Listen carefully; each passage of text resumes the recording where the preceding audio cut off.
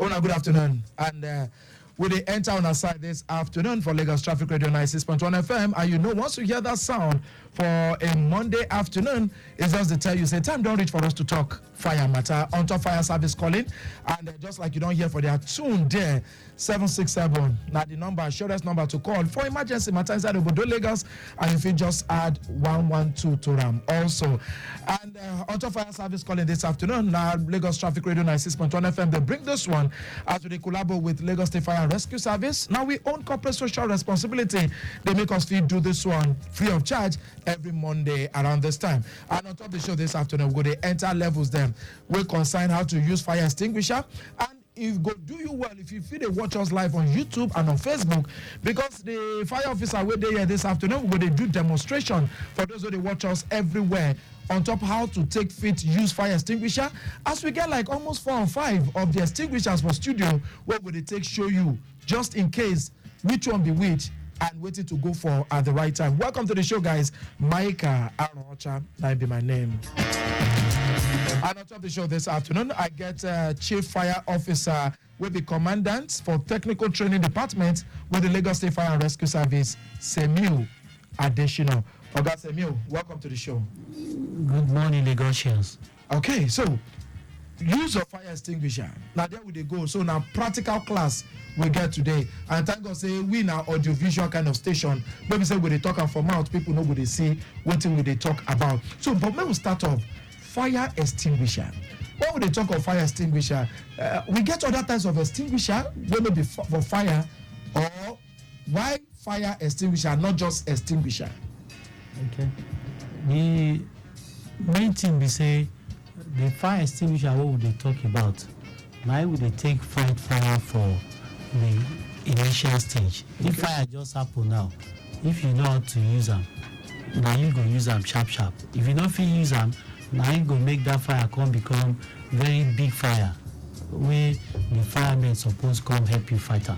But if you get the knowledge and how to use that thing, you go just use it sharply to fight the fire, and you may not need to call the fire service again. Okay. And so, but we get other types of extinguisher will not be for fire. Yes. They are all for fire, but there are different classes of fire we get. Okay. We get class A, B, C, and D, will be major classes of fire. And we get different types of extinguisher who will take fight these different classes of fire. For class A fire, will be free burning material like paper, wood, textile, anything will be burnt to ashes or charcoal. That we call class A. So the kind extinguisher who they use for that, now water. You don't be surprised, say this can where you see so it still contain water. And that one are water fire. Because I want to say what the difference. So the one where they deal with can call like class A2. Yes. Inside this can, as you see, we get water inside one of them. The one where they deal for we moto. Now the same type of class A fire extinguisher. Yes. Okay. Yes. The one where we put for inside motor now dry chemical powder. Oh, so that's why I asked. I want to just mention the different classes. Class A, now water. Now water. Good. Class B, now fire will involve flammable liquids like petrol, diesel, kerosene, and so on. The most suitable extinguisher for that one, now foam. That's why people go add over detergent to water sometimes. They want to take and fight fire. But it's different from what they use. The third one, now it be class C fire, where they involve gases. Now, virtually everybody they use gas for home now. So that's why it is very important for us to put extinguisher for our house, so that if fire begin happen for that early stage, you will feel quench the fire. That extinguisher will be suitable for that one. I will they call CO2, carbon dioxide fire extinguisher. So that one safe day here. Then the last one will be the dry chemical powder. Now for class D fire, that is fire that involves combustible metals like aluminium, potassium, zinc, magnesium, and all that. And that kind of extinguisher where I just mentioned now, 9 days inside car where everybody they carry up and down, because they're multi-purpose fire extinguisher. Okay. Where a car is on fire, virtually all the classes even there. A day there, B day there. That is C, water. all of them. So this dry chemical powder and multi-purpose, if we fight virtually all the classes of fire. But if you they think now, they go be like, okay, ask Oga Semiu additional, why I don't feel use A for B, B for C or C for D? Good. Not all fires you fit fight with water, because sometimes if flammables dey burn, if chemicals dey burn, you pour water, you are causing more problem. So you no fit use water for fire that involves some of those classes. That's why we have different classes of fire. I said that some of them be multipurpose. The CO2 na multipurpose. Like the one But wey dey our card. but the major thing wey dey there be say na the exact extinguisher wey we call for the class na dey effective pass. Okay. Make I give you instance. If you wan use dry chemical powder to fight fire wey involve flammable, na dry thing. There is tendency say that fire go come up again because you no get the cooling agent wey foam get. If you wan use foam fight fire now, e go darken the surface. That's the first thing. That's smoldering. Two, e go cool the heat. That's the second thing. So na two way the foam dey take the work. But if you wan come use dry chemical powder wey no get the cooling agent, the effect no go be the same thing like that. Inside kitchen, they talk say no dey use. And for those who don't dey follow this show for a longer time, we dey always call one a lubop extinguisher, wey be the one wey get the dry chemical powder. Yes. So and una don teach us say no dey use am inside kitchen. Yes. Being that if you use am, those food items and everything we no go fit eat am again. Exactly. Because of the tampering wey the chemical go don cause on top rice, the rice ewa, gbado and all those things on top am. But we fit use which one for kitchen? CO2, carbon dioxide. Carbon dioxide. Carbon dioxide. Yes, that's the one for gases. You know say na kitchen na you dey use gas. So the most suitable extinguisher wey suppose be around your kitchen na CO2, no be water. If groundnut oil just dey burn, you no fit pour water for inside. E go fit splash. It fit splash. But if you use CO2, na the correct one be that. But why the one wey una dey say we no fit use for kitchen? Because we no go fit go back to eat the food. Yes. With CO2 we go still fit. Yes, the CO2 dey environmental friendly, but the dry chemical powder, that chemical powder wey dey inside, you no go fit eat am if e enter your food. As you dey see am so, e fit damage laptops. Yes. If you touch am for body or No. If the thing pour on laptop, e On fit the damage screen? am. Yes. e go mess the screen up. Yes. Even if an asthmatic patient dey that place, Inhale am. e go inhale am, e go trigger the MS. Wow. So e get a lot of health implications and all that. That's why we say. Okay, so since we get the extinguishers here, I don't know whether if you begin shower, this one will be plus for, please make the other fireman quickly assist you lift some of the ones. So I beg, social media help us, anyhow way you take to am. If you fit, okay, now the camera be that. This one, So that na the can zoom water. in. You fit see am for the body, see the right hand, na Water. water. Na water dey inside. So it's good for class A fire, paper, wood, and all that. Carry the foam, But when una say water, now water dey am like pure water. pure, clean water. And so why e come dey inside the extinguisher package? Good. As you dey see this thing so, no be only water dey inside, we still get compressed gas for inside. When we dey take Wey dey detergent help and water us- take formulate. No, That one different. I wan tell you how e dey work. Okay. As e dey like this foam dey inside. If you press am, foam no fit come out. Na something go push out that foam from inside. Na im we dey call the compressed gas. So if that one dey inside, you press am, e go come out. So that water na just clean water, but the compression of that gas na im go help you push am out. That's the work. Okay. This one na foam dey inside. Foam. E When we get say foam of bed. mixture or of with foam compound. Mixture of foam compound. Mixture of foam We are compound. talking about aluminium phosphate and aluminium potassium phosphate. Those are the things that makes up the different extinguishers. Okay. Yeah, that's for foam. The third one, na im be the CO2, carbon dioxide.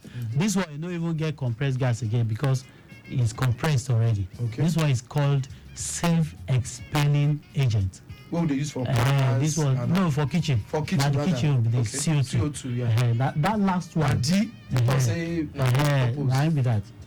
Na im be this one, the powder. This is the powder. these we one are are talking big about. ones. So. Well, As e dey so, less than a minute, the content don finish. So that's why anybody wey wan use fire extinguisher must use it effectively. If you don't use it effectively, you end up using about Just 4 we dey see when motor dey burn. na that will be the major thing wey we must stop now. When motor dey catch fire, we go see like almost 12 cans on the ground. They no use am well ni or wetin dey sup. Sometimes they no go service am, they press am, nothing come out. Okay. Sometimes they don't know how to use it. When you don't know how to use it, you just waste your extinguisher. Now it make me say one major thing we must discuss here na how to use this thing effectively. Okay, so before we go there, thank you so much, my second fireman, so that we don't go let you hold that thing for long. More quickly give them traffic report where they saw for this time. For zone 25, Bariga, Yanoworo, well, they don't close the road for those way from Olokumeji, Bagada Expressway and Bale inwards Yanoworo through the Third Mainland Bridge to Adeniji Adele for this time. And so now, so that won't take me. And they don't close the road since 12:04, meaning they go quick fee open that road for those where they enter mainland from the island this afternoon. And we'll be getting this one where we don't do on top since morning, 9:30 to be precise, talking about one loaded containerized trailer will be breakdown for Anthony Village by Zenith Bank inwards Antonio K. Now hop tired begin be get, and you know say when that thing happen, if you're a regular listener here, you go know say we go tell you say they no fit to am. They got work on top am since 9:30.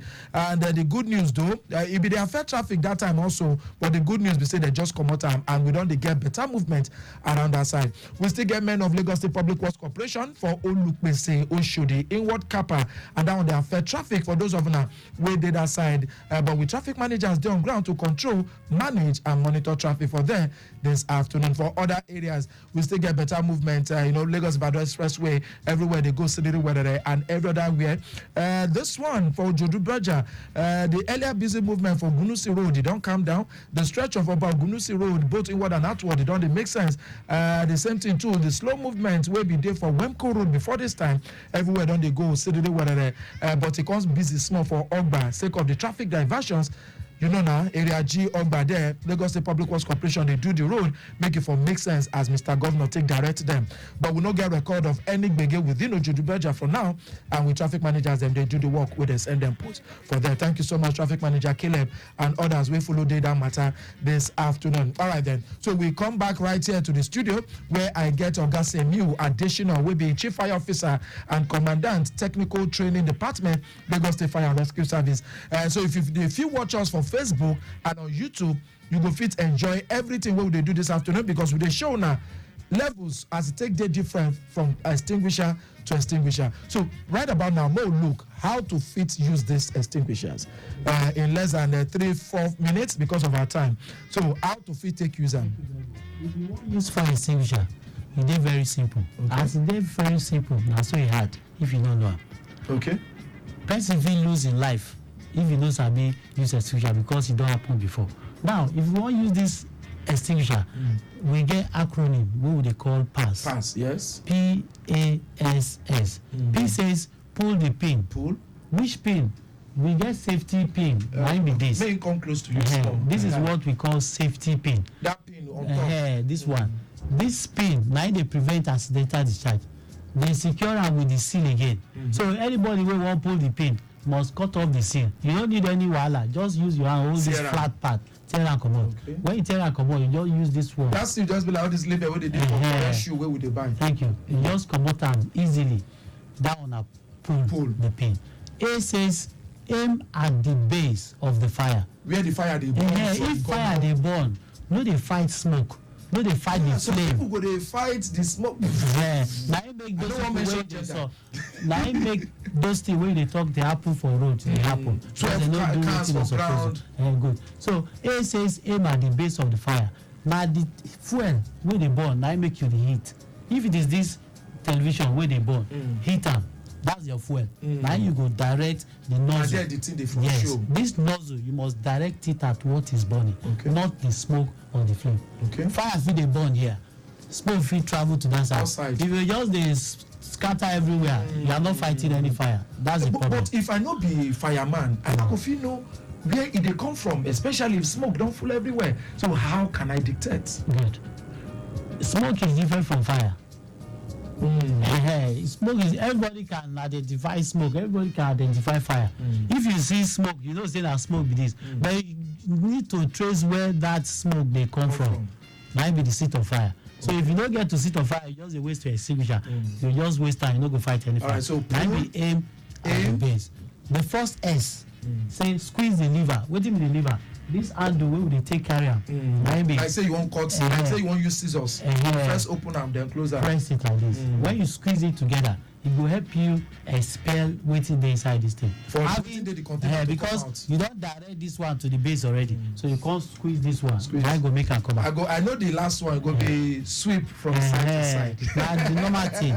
So pull, aim, squeeze, and sweep. Sweep from side to side. Sweeping na like operation sweep. So that you go Show us how to sweep now. Okay, from right to left, left to right. Can you even though I did the base of the fire, I just go like. Make sure you cover it from right to left, left to right. Why? So that you cover what is burning completely. But if I know it's not just one place, I still need to sweep. No, if you know that it is just one place, you can attack this directly. Okay. But if you know that it's wider, make sure you follow it back to back. Wow. This one, our classroom we enter. I must say thank you so much for this informate this afternoon. I sure say we will still get part 2 of this matter because people need to call in and ask questions. But for today, we don't do the technical part. Use of fire extinguisher on top fire service calling this afternoon. But just before we go come out, Ogami, more look statistics on fire-related issues within Obodo Lagos. Heat don't come back. So, and when heat they feel like say they better fire-wise than when they are matter. They talk to me. Now, the fire statistics from 1st to 11th of February, we don't record like 144 distress calls. Between 1st and the 4th day alone, na 35.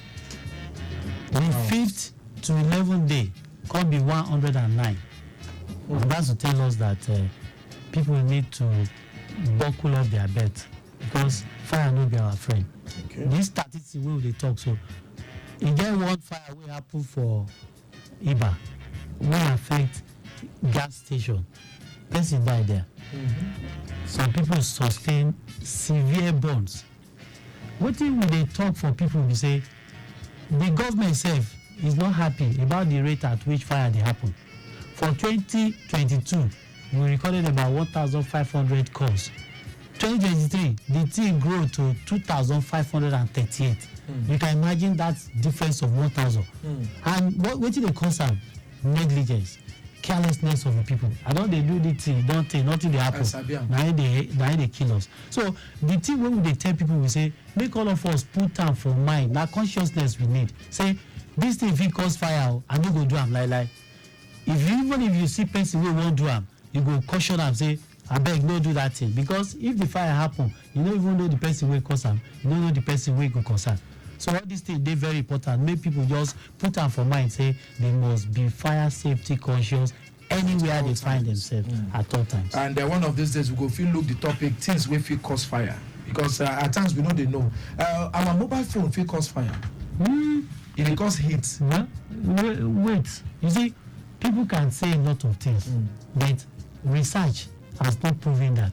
Okay. But the major thing is say when research has not proven that telephone fit cause fire, people they talk and say they happen, but we never get the research that proves say it will cause them. People are talking about electromagnetic wave. They talk about the heat where the phone they generate. Yes. The amount of heat where phone they generate, it cannot ignite a fire. If they dey for maybe on top bed like laptop, they always talk. But that has to do with electrical connections and all that. So maybe they understand those things. No, ladies. Now, issue for another day. Amadu Shakiru go the monitor and they go fit put them on the plate. Thank you so much, brotherly. So maybe we'll take the numbers for those who would like to reach out to fire service. Okay. The emergency toll-free line for Lagos State, we don't shout for many years. Now 767 or 112. But the surprising thing is say, if you go places where they take lecture, ask people waiting the emergency line, they don't know. I can't tell and say, okay, if fire happen now, what fire happened around this axis for radio, that bus stop there. I was passing by. When I was passing by, they see the fire. Now I call my people. The people were there. Now Lagos look at them. They don't feel called the fire. I was the one that even called the fire service. So make our people know this line. They feel memorize their girlfriend number way before 5. But when you just take one, there, you know, say about they come. and not go forget the hotline of the fire service. Right, So make people they listen, they put up for their phone.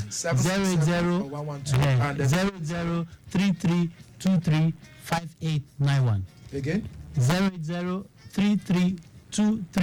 0033235891. Thank you so much, Oga Semiu, Adesina, Chief Fire Officer, Commandant for Technical Training Department, Lagos State Fire Rescue Service. We got 10 minutes extra today because of the importance of waiting. We want to show people them. And for those who they watch, if you know they watch, if you go back to watch, just go on our Facebook page, Lagos Traffic Radio 96.1 FM, and of course on YouTube, the same channel, for you to feel pick this and share them with loved ones to avoid stories that touch their heart. Thank you so much, Ogami, and for we friend too, we follow you. Come, Officer Aziz, thank you. We'll do this again next week, God willing. Until then, make we enter we room for lunchtime. We will build a safer